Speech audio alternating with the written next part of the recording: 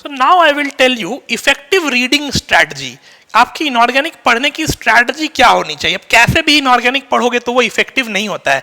मैं जो आपको तरीका बता रहा हूँ ये बेस्ट है, मैंने भी इसको यूज किया था और बहुत सारे टॉपर्स इसको ही यूज करते हैं। ठीक है, तो स्ट्रैटेजी क्या है, इसमें सबसे पहले आपको एनसीईआरटी बुक पढ़नी है। NCERT is your base book.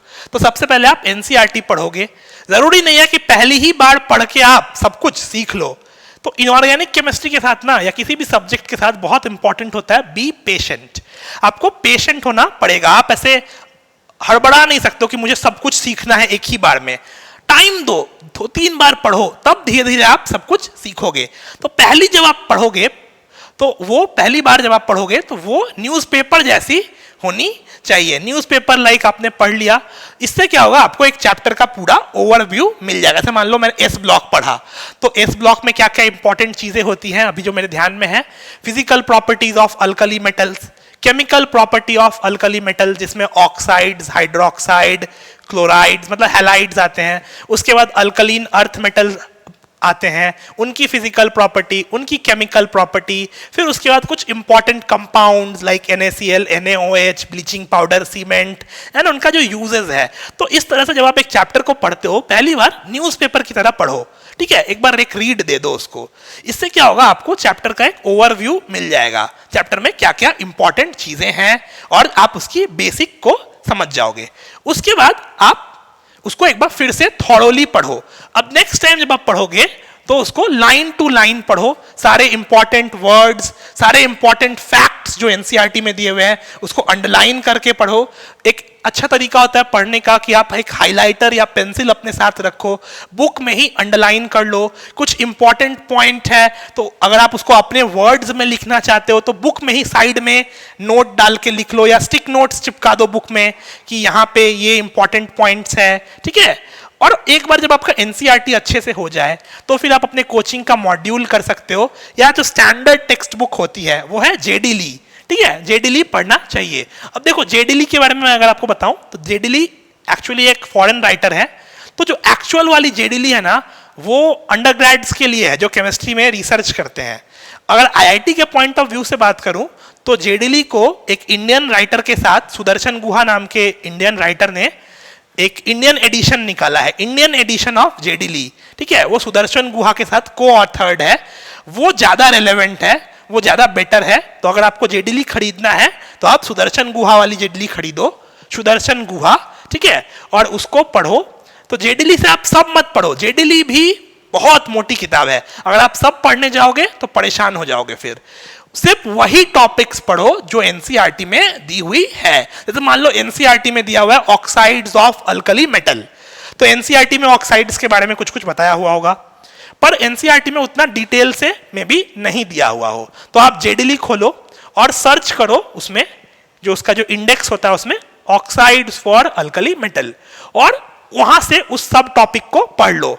तो जेडीली से आपको वही सब टॉपिक्स पढ़ने हैं जो आपके एनसीईआरटी बुक में दिए हुए हैं, या फिर कुछ ऐसे वर्ड्स जैसे मान लो आपने एनहाइड्राइड वर्ड सुना, ठीक है, या सीमेंट वर्ड सुना, ब्लीचिंग पाउडर वर्ड सुना, तो इस तरह के वर्ड्स के बारे में आपको जेडीली में ढूंढो और इन वर्ड्स के बारे में और पता करो। ठीक है, नाउ अब मैं आपको बताता हूं कि जब आप पहली बार किसी चैप्टर को पढ़ते हो तो किन चीजों का ध्यान आपको रखना है।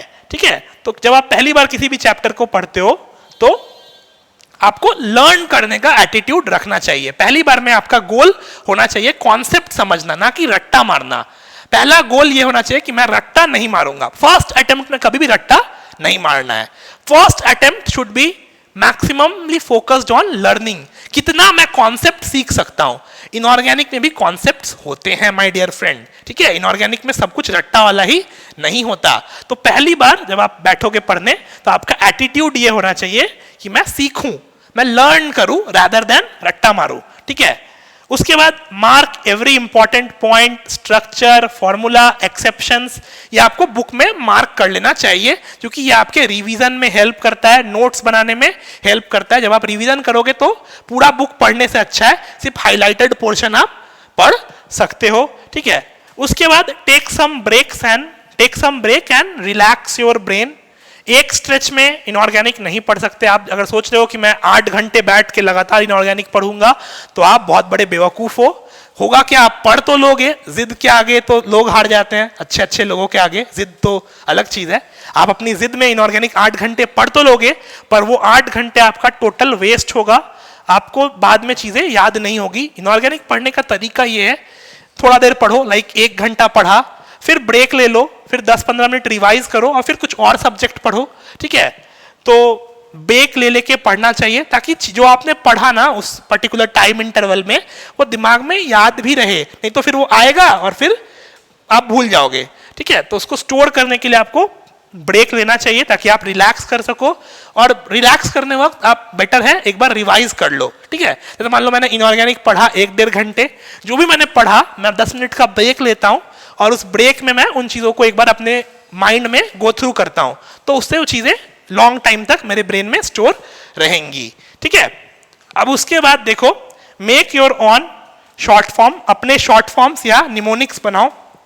इनऑर्गेनिक में आपने देखा होगा पीरियोडिक टेबल में बहुत सारे गाने होते हैं, उस तरह से अलग अलग चीजों के ट्रिक्स होते हैं ना, ट्रेंड होता है, तो ट्रेंड को बेटर है आप गानों के फॉर्म में या कुछ शॉर्टकट्स बना लो।